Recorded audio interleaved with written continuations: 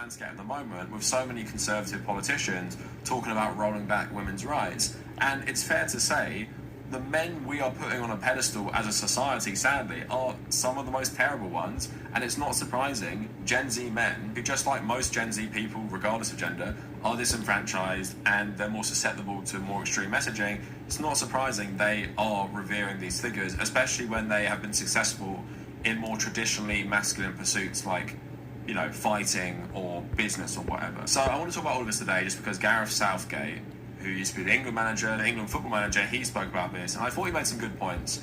But I just want to talk about like our general societal acceptance of these people and talk about like how different it is to when I was growing up. Before we go any further, if you want to support the channel, check out my Patreon, check out YouTube memberships, and also follow me on social media at Blue Sky and Instagram. So before we talk more about Conor McGregor, Donald Trump and Andrew Tate, let's just use Gareth Southgate's recent speech to frame this, because I thought he made some good points.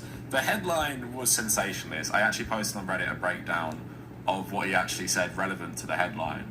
But Gareth said, rather than turning to teachers, sports coaches or youth group leaders, Gareth Southgate has said he feared many young men were searching for direction online. He said they were finding a new kind of role model, one that too often did not have their best interests at heart.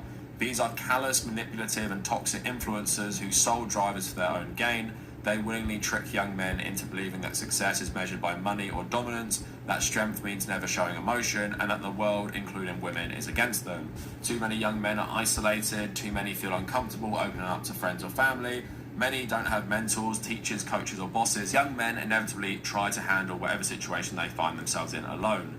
Young men end up withdrawing, reluctant to talk or express their emotion. They spend more time online searching for direction and are falling into unhealthy alternatives. So saying what like a lot of us have been saying, and it seems to just be like the obvious truth, but it is nice to see from someone who did hold this like coveted, like masculine position of the coach of the England football team. I want to kind of pivot from what he's saying because of course he's an older man, probably like born in the 60s or 70s, and he grew up playing football, and he's talking about like role model, and probably without realizing everything he touched on. He says a lot of important stuff. He's talking about like the breakdown of community, toxic masculinity, making men feel like they should go it alone, talking about obviously like social media, brainwash.